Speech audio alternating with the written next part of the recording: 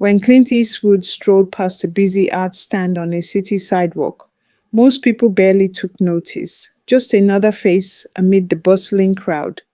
But everything shifted when he paused, picked up a painting, and quietly listened to the young woman standing behind the booth. This wasn't an ordinary encounter. For Sophie Carter, the artist at the stand, her work was more than a bid for recognition. It was a desperate fight for her life. And in true Clint Eastwood fashion, he didn't merely buy a painting, he altered the course of her future forever. It all began in a dim, sterile hospital room where the fluorescent lights hummed softly above, casting a pale glow over white walls. The smell of antiseptic mingled with the faint beeping of monitors from a nearby room. Sophie sat on a rumpled hospital bed, her hands clenched tightly in her lap. Across from her, Dr. Patel adjusted his glasses, his face carefully neutral. Sophie recognized that gentle, practiced tone all too well. It was the calm before bad news. "The treatment is working," he said with a small hint of hope. "But you'll need at least 2 more rounds of chemotherapy." Though she'd grown used to the relentless cycle of pain, sickness, and exhaustion, nothing could have prepared her for what came next. Dr. Patel explained that her family was already struggling with the mounting costs, and without insurance for the next round, the out-of-pocket expenses would be astronomical. Her mother's shaky breath, barely hidden behind silent tears, said it all. Their savings were drained, the last treatment had nearly broken them, and now, for the first time in a long time, Sophie felt a new kind of fear. Not of death, but of watching her parents lose everything trying to save her. The drive home was cloaked in silence. Her mother gripped the steering wheel until her knuckles turned white, and although her father's hoarse voice had promised that everything would be okay, Sophie could sense the unspoken despair behind his words. Lying in bed that night, she stared at the ceiling, heart pounding, vowing that she would not let herself become a burden. She couldn't bear to see her parents drowning in debt because of her illness. That was when it struck her. Art had always been her escape, her passion. If she could create something that truly mattered, something that people were willing to pay for, maybe she could take back control. By morning, Sophie made up her mind. She wouldn't wait for a miracle. She would create one on her own.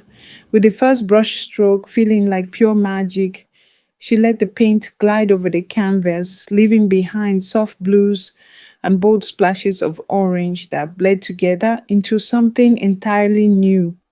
Something alive, sitting on a foldable stool at a small art stand on a bustling downtown sidewalk.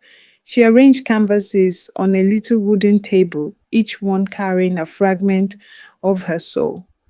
Although her mother had helped set up the stand that morning, the rest was entirely Sophie's vision.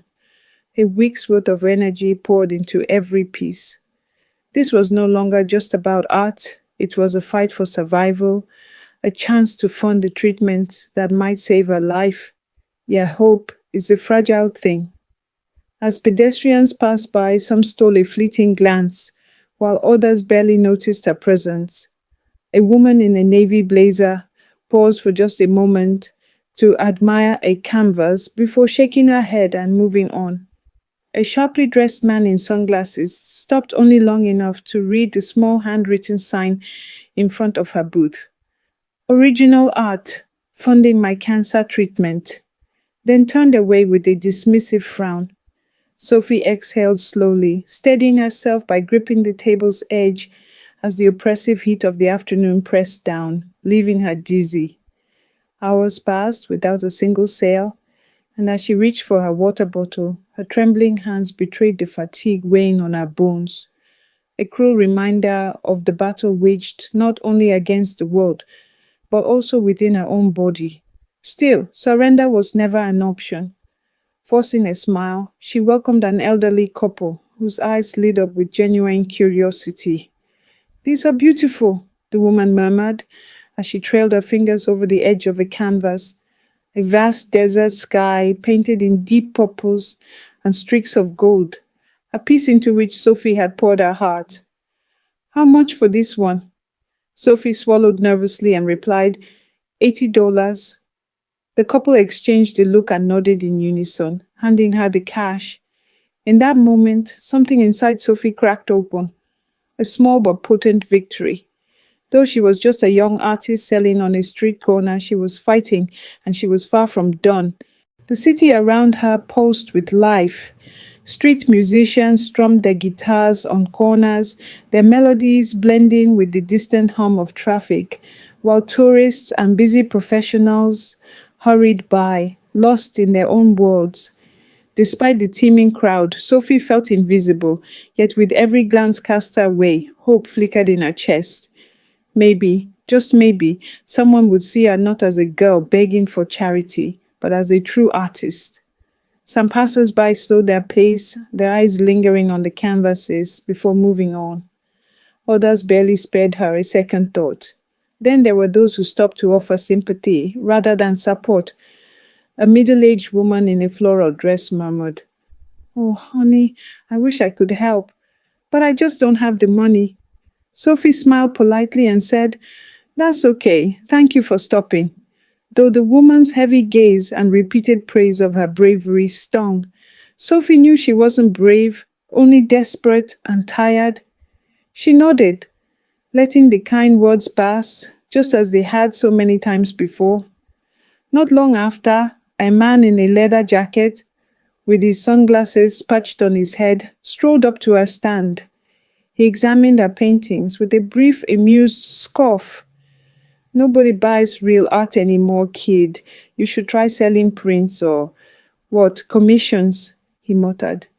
Sophie's hands tightened into fists as she fought the urge to retort, swallowing the burning anger in her throat. She had encountered such dismissive attitudes before, from those who simply didn't understand, who believed dreams weren't worth chasing. "I don't need your advice," she replied curtly. "I just need to keep fighting." The man snorted, shrugged, and walked away, merging back into the sea of indifferent faces. Sophie exhaled slowly, determined not to let frustration overcome her. She knew that somewhere in this sprawling city, her breakthrough was waiting, maybe today, maybe tomorrow, and that one person might finally see her work for what it truly was. By the fourth day, exhaustion had taken its toll. The hard metal stool left her muscles aching, and the lingering effects of chemotherapy sapped her strength as the summer heat bore down relentlessly. With only 3 paintings sold in total, the goal still felt distant and almost unattainable. Doubt began to seep in. Perhaps the man in the leather jacket had been right after all, and maybe no one truly cared about her art. Then, as if from out of nowhere, a young journalist approached her stand. She was in her late 20s, with dark brown hair tied back loosely in a ponytail, a notebook in hand, and a press badge clipped to her bag. Her eyes lit up as she took in Sophie's display. "This is beautiful," she remarked, gesturing toward a canvas depicting a twilight cityscape. "Did you paint all these yourself?" Sophie nodded, and the journalist smiled warmly as she pulled out her phone. "I run a small online arts blog. I love discovering hidden talent in the city. Mind if I take a few photos?" For the next few minutes, the journalist captured everything: the vibrant paintings, Sophie's determined expression as she stood at her booth, and even the handwritten sign explaining her mission.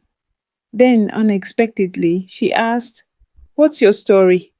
Caught off guard, Sophie shared her journey, her endless hospital visits, the mounting medical bills, and her refusal to let her parents shoulder the burden alone. The journalist listened intently, scribbling notes as she promised, "People need to hear this. I'll make sure they do." Though Sophie had heard promises before, the following morning brought a surprising shift. More people stopped, not just to glance, but to purchase. A woman bought 2 paintings in quick succession, and a young couple huddled over her canvases, debating which one to take home.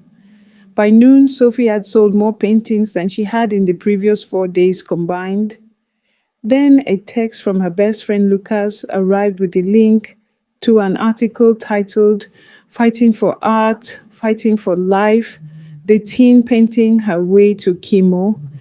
And as she clicked it, her heart pounded at the realization that her story was now reaching thousands. That afternoon, as long shadows stretched across the sidewalk in the fading sun, the energy around her booth shifted dramatically. A tall, older man in a worn leather jacket and a tilted cowboy hat stepped forward. Unlike the other hurried passers-by, he paused to study her paintings with genuine interest. At first, Sophie barely registered his presence, but when she finally mustered the strength to ask in a tired voice, "Do you see anything you like?" the man replied slowly, "What's the story behind these?" His question was different from the usual focus on price. It invited her to share her truth. Glancing at him more carefully now, Sophie noticed the weathered lines on his face and piercing blue eyes that seemed to have witnessed countless stories. There was an air of old Western charm about him that set him apart. That afternoon, as long shadows stretched across the sidewalk in the fading sun, the energy around her booth shifted dramatically. A tall, older man in a worn leather jacket and a tilted cowboy hat stepped forward. Unlike the other hurried passers-by, he paused to study her paintings with genuine interest. At first, Sophie barely registered his presence, but when she finally mustered the strength to ask in a tired voice, "Do you see anything you like?" the man replied slowly, "What's the story behind these?"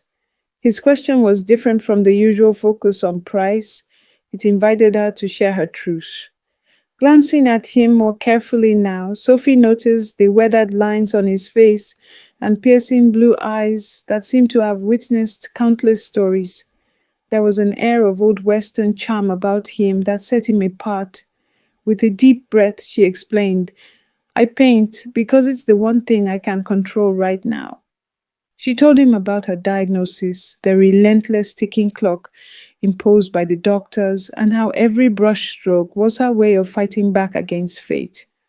When she finished, the man didn't offer pity. He simply nodded and reached for one of her favorite pieces, a black and white canvas depicting a vast desert landscape with the silhouette of a lone cowboy standing in the distance, where the interplay of light and shadow captured endless skies and barren lands. Studying it intently, he finally said, "I'll take this one." At first, Sophie barely reacted. She had experienced this routine a dozen times before. Customers picking a piece, handing over cash, and moving on without a second glance. But this time, when he handed her a check, her world tilted, expecting a modest sum of around $200. She was stunned to see the figure was not $200 at all. It was $50,000. Her hands trembled uncontrollably as she whispered, This, this can't be right." The man then tilted his hat back slightly, revealing his face in full. It was Clint Eastwood, the legendary icon whose films had once lit up our childhood living room, the very man whose stoic gaze had defined generations. Meeting her wide-eyed stare, he said in a low, steady tone, "It's not charity, kid. It's a damn good painting. Just keep painting." In that surreal moment, the bustling sounds of the city faded into the background. Nearby, whispers began to ripple through the crowd. Phones emerged from pockets to capture the astonishing scene, and within moments, the quiet afternoon exploded into chaos. People began to swarm Sophie's stand. A man in a blue polo shouted, "I'll take this one," while another woman hurriedly asked, "How much is it?" In mere minutes, paintings that had been ignored for days were being snapped up, with customers showing little interest in haggling or questioning, only buying. A teenage girl tugged at her mother's arm, saying, "I need cash now. I want one before they're gone." Suddenly, Sophie's modest booth transformed into the hottest spot on the street. Amid all the commotion, Clint Eastwood stood calm as ever, his hands tucked casually in his pockets as he observed everything unfold. Then, leaning in just enough for Sophie to hear, Clint murmured, "Told you, kid. Just keep painting." With that, he tipped his hat and walked away, leaving her clutching the check in disbelief. The number on that check, $50,000, was now seared into her mind. As onlookers began snapping photos and whispering excitedly, the scene rapidly escalated into a frenzy. Headlines soon blared on phones and news sites.